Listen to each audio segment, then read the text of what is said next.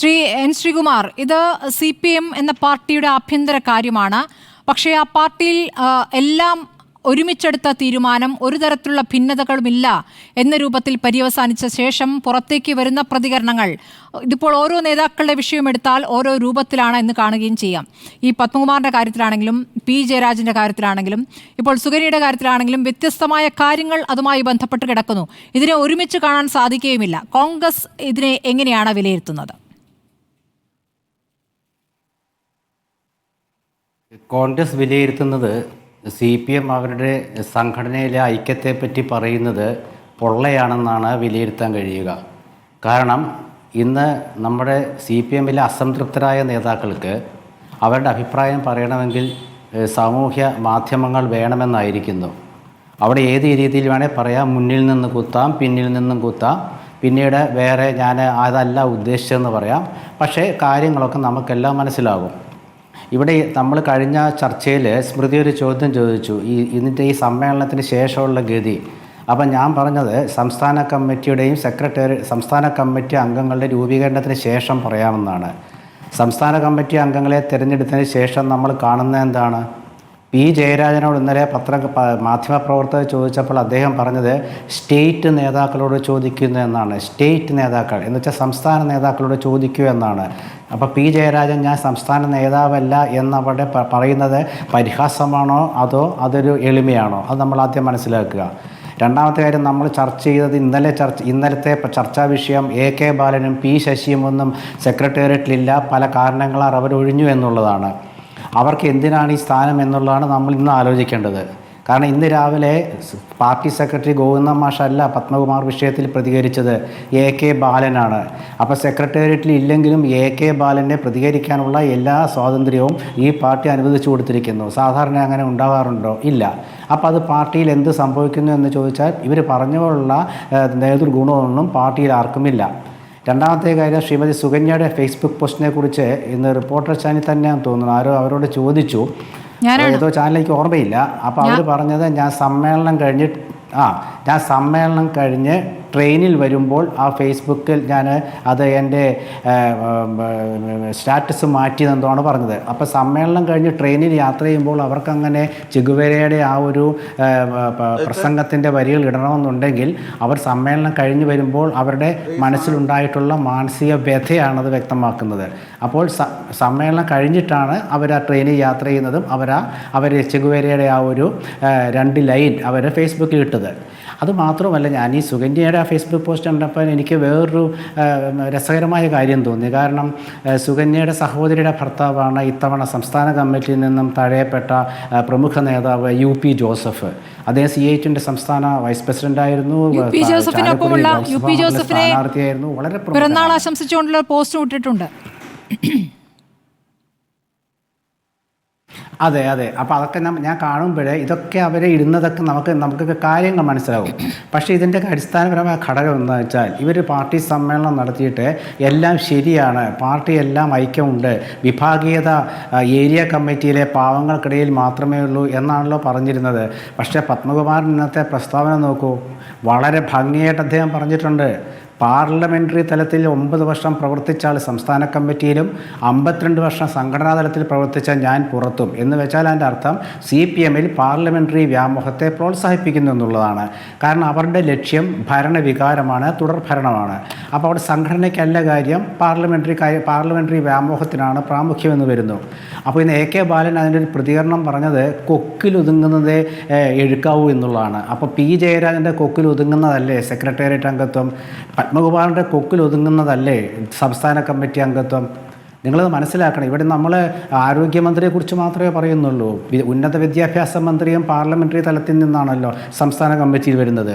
അവർ രണ്ടും ബിന്ദു പിന്നെ വളരെ പണ്ട് തന്നെ അവർ SFIയുടെ പ്രവർത്തകയായിരുന്നു എന്ന് പറയാം. പക്ഷേ സംഘടനാ തലത്തിൽ നോക്കുമ്പോൾ അവരെക്കാട്ടിലും വളരെ സീനിയറായിട്ടുള്ള ആളല്ലേ UP ജോസഫൊക്കെ ഉള്ളത്. അപ്പോൾ അത് നടന്നില്ല. അപ്പോൾ ഒരുപക്ഷെ ഇവരൊരു ഗ്ലാമർ പോലും ഉദ്ദേശിച്ചിട്ടുണ്ടാവും. മന്ത്രിമാരൊക്കെ സംസ്ഥാന കമ്മിറ്റി വരിക, വനിതാ മന്ത്രിമാർ വരിക, അങ്ങനെ പാർട്ടി കമ്മ്യൂണിസ്റ്റ് ശൈലിയിൽ നിന്ന് ഒരു മാറിയിരിക്കുകയാണ്. അതിൻ്റെ പ്രധാനപ്പെട്ട ഒരു കാരണം കൂടി ഞാൻ കാണുന്നത് കേന്ദ്ര നേതൃത്വത്തിൻ്റെ ആ ഒരു ദൗർബല്യമാണ്. പഴയ കാലത്ത് കുറച്ചു കാലം മുമ്പുള്ള സംസ്ഥാന സമ്മേളനങ്ങൾക്കൊക്കെ നേതാക്കളൊക്കെ ബംഗാളിലത്തെ പ്രമുഖ നേതാക്കൾ, ത്രിപുരയിലെ പ്രമുഖ നേതാക്കൾ, തമിഴ്നാട്ടിലെ പ്രമുഖ നേതാക്കൾ, കേരളത്തിലെ ഉന്നതരായ നേതാക്കൾ ഇവരെല്ലാം ചേർന്നിരുന്ന് ചില കാര്യങ്ങൾ തീരുമാനിക്കുമായിരുന്നു. വെട്ടിനിരത്തിലൊക്കെ ഉണ്ടായിട്ടുണ്ട്, ഇല്ലെന്നൊന്നും ഞാൻ പറയുന്നില്ല. കൊല്ലത്താണല്ലോ വെട്ടിനിരത്തിൽ 30 വർഷം മുമ്പ് തുടങ്ങിയത്. അതിന്ന് കൊല്ലത്ത് വീണ്ടും വന്നപ്പോൾ ഈ സംസ്ഥാന സമ്മേളനം എല്ലാം ഒരു പൊള്ളയായിരുന്നു എന്ന് വ്യക്തമാക്കുന്ന വിഭാഗീയത എന്ന് ഞാൻ പറഞ്ഞാൽ അത് അധികമാവില്ല. പക്ഷേ തീവ്രത കുറഞ്ഞ വിഭാഗീയത, പാർട്ടി ഭാഷയിൽ തീവ്രത കുറഞ്ഞ വിഭാഗീയതയാണത്. കാരണം പച്ചയായിട്ടല്ലേ സംസ്ഥാന കമ്മിറ്റി അംഗമായിരുന്ന പത്മകുമാർ പറഞ്ഞിരിക്കുന്നത്. നടപടി എടുക്കട്ടെന്നാണ് പറഞ്ഞത്. കമ്മ്യൂണിസ്റ്റ് പാർട്ടിയാണെങ്കിൽ നടപടി എടുക്കണമെന്നാണ് പറഞ്ഞത്.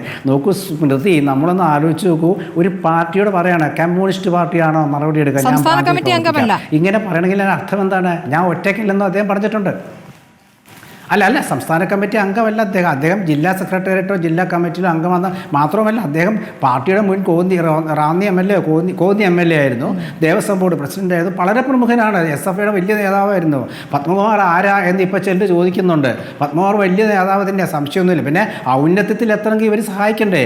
P. ജയരാജനെ ഇന്ന് സംസ്ഥാന കമ്മിറ്റി നിർത്തുമ്പോൾ ജയരാജൻ്റെ മകനാണല്ലോ ഒരു പോസ്റ്റ് ഇട്ടത്. ഇതൊക്കെ പത്മകുമാറിന്റെ കാര്യത്തിൽ പറയുകയാണ്, പത്മകുമാർ ഇത്രയൊക്കെ പറഞ്ഞിട്ടും പാർട്ടിക്ക് വേണമെങ്കിൽ നടപടിയെടുക്കാം എന്ന രൂപത്തിൽ വെല്ലുവിളി സ്വഭാവത്തിൽ പ്രതികരിച്ചിട്ടും അനുനയിപ്പിക്കാനുള്ള ശ്രമമാണ് നമ്മൾ പിന്നീട് കാണുന്നത്. അപ്പോൾ അത് നൽകുന്ന സൂചന എന്താണ്?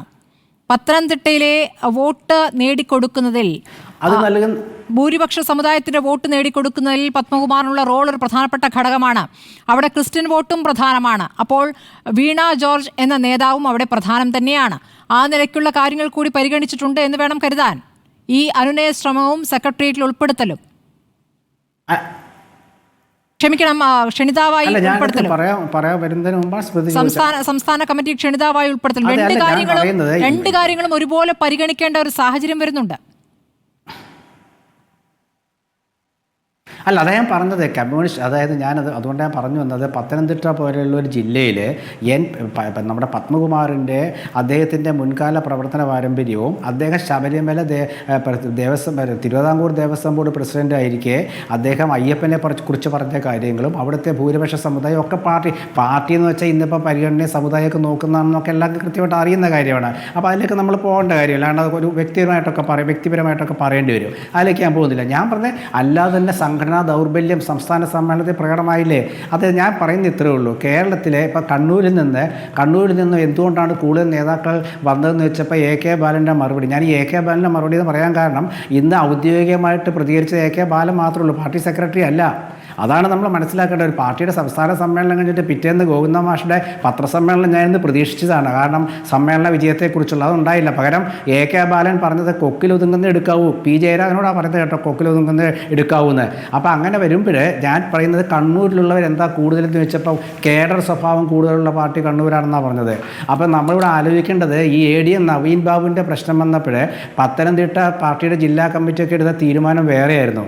എങ്കിൽ പിന്നെ നിങ്ങൾ നവീൻ ബാബുവിൻ്റെ ഒപ്പം തന്നെ നിന്നോ, ആ കുടുംബത്തിനൊപ്പം നിന്നോ എന്നൊരു സൂചനയൊക്കെ കൊടുക്കുന്നുണ്ടോ നമുക്കറിയില്ല. എന്തായാലും ഒരു കാര്യം വ്യക്തമാണ്, കേന്ദ്ര നേതൃത്വത്തിൻ്റെ ദൗർബല്യവും സംസ്ഥാന നേതൃത്വം ഒരു വിഭാഗത്തിൻ്റെ പിടിയിലായതുമാണ് ഈ പ്രശ്നത്തിന് കാരണം. പക്ഷേ ഇതിവിടെ തീർന്നാൽ ആ പാർട്ടിക്ക് നല്ലതാണ്. കാരണം എന്ന് വെച്ചാൽ ഒരു കാര്യത്തിൽ ഞാൻ വളരെ വ്യക്തമായിട്ട് പറയാം, പാർട്ടിയുടെ സംഘടനാ ബലത്തെക്കുറിച്ചൊന്നും ആർക്കും സംശയമില്ല. പക്ഷേ അത് നീറിപ്പുകയുന്ന ഒരു സംഘടനയാണ്. പഴയ കാലത്ത് വിഭാഗീയത പുറത്തേക്ക് വന്നിരുന്നു ഉള്ളത്. ഇപ്പോൾ VS അച്യുതാനന്ദനൊക്കെ ഇറങ്ങിപ്പോയി പരസ്യമായിരുന്നു. ഇപ്പോൾ അതല്ല, ഇപ്പം നീറിപ്പോവുകയാണ്. അപ്പോൾ ഇങ്ങനെ ഓരോ ഫേസ്ബുക്ക് പോസ്റ്റുകൾ ഓരോ ദിവസം വരുമ്പോഴും അത് പാർട്ടിയിലത്തെ ഇപ്പോഴത്തെ അവസ്ഥയാണ് സൂചിപ്പിക്കുന്നത്. അങ്ങനെ വരുമ്പോൾ ഈ പാർട്ടിയിൽ സംഘടനാ തലത്തിൽ പ്രവർത്തിച്ചവർക്ക് പരിഗണന ഇല്ല എന്നുള്ളതും പാർലമെൻ്ററി തലത്തിൽ പ്രവർത്തിക്കുന്നവർക്കും ഒരുതരം നമ്മുടെ ഇപ്പോഴത്തെ ഒരു പുതിയ തലമുറയുടെ സ്വഭാവം അനുസരിച്ചിട്ട് സോഷ്യൽ മീഡിയയിൽ തിളങ്ങി നിൽക്കുന്നവർക്ക് പ്രാമുഖ്യം കൊടുക്കുകയും ചെയ്യുന്നൊരു തലത്തിലേക്ക് പാർട്ടി മാറുന്നു. ഇത് കമ്മ്യൂണിസ്റ്റ് ശൈലി അല്ല എന്നാണ് നമ്മൾ പറയുന്നത്. അങ്ങനെ കമ്മ്യൂണിസ്റ്റ് ശൈലി അല്ലാത്ത ഒരു തലത്തിലേക്ക് CPM പോകുമ്പോൾ അവിടെ ഉന്നയിക്കപ്പെടുന്ന അവർ ഈ സംസ്ഥാന സമ്മേളനത്തിൽ ചർച്ച ചെയ്ത വിഷയങ്ങളും നമ്മൾ പരിഗണിക്കണം. അത് ഞാൻ കൂടുതൽ സംസാരിക്കുന്നില്ല. കാരണം അവർ മുൻപ് UDF എന്തെല്ലാമാണോ പറഞ്ഞത് അതെല്ലാം അന്ന് തള്ളിക്കളഞ്ഞവർ ഇന്ന് അതെല്ലാം അതേപോലെ സ്വീകരിക്കുമ്പോൾ പാർട്ടി പൊതുവെ എല്ലാം കൊണ്ടും മാറിയിരിക്കുന്നു. പക്ഷേ ഒരു ചെയ്യേണ്ടത് കാര്യം പാർട്ടിയിൽ ഐക്യമുണ്ടെന്നും പാർട്ടി ഒറ്റക്കെട്ടാണെന്നും പറഞ്ഞ് പാർട്ടി പ്രവർത്തകരെ വഴിതെറ്റിക്കരുത്. കാരണം ഏറ്റവും വലിയ ഉദാഹരണം ഇന്നത്തെ അവരുടെ ഈ നേതാക്കളുടെ ഫേസ്ബുക്ക് പോസ്റ്റാണ്. അത് വളരെ കൃത്യമായിട്ട് അവർ പറഞ്ഞിട്ടുമുണ്ട്. അത് മാത്രമല്ല അതിൻ്റെ സാഹചര്യങ്ങൾ. പത്മകുമാർ പറഞ്ഞ ഒരു കാര്യം കൂടി ഞാൻ പറയാം, പാർട്ടിയിൽ പറഞ്ഞിട്ട് കാര്യമില്ല. അതുകൊണ്ട് പുറത്തു പറഞ്ഞതാണ്. അപ്പോൾ പാർട്ടിക്കുള്ളിലെ കാര്യം പാർട്ടിയിൽ പറയണമെന്ന് കേന്ദ്ര കമ്മിറ്റി അംഗം AK ബാലൻ ഉപദേശിക്കുമ്പോൾ പാർട്ടിയിൽ പറഞ്ഞിട്ട് കാര്യമില്ലെന്ന് ഒരു ജില്ലയിലത്തെ ജില്ലാ സെക്രട്ടേറിയറ്റ് അംഗം പറയുമ്പോൾ ഈ പാർട്ടിക്കുള്ളിൽ പറഞ്ഞാൽ ഒരു കാര്യവുമില്ലെന്ന് പരസ്യമായ ഒരു അറിവ് നമുക്ക് പത്മകുമാർ നൽകിയിരിക്കുന്നു. പിന്നെ ഈ പാർട്ടിയിലെ എന്ത് പറഞ്ഞിട്ടെന്താ കാര്യം?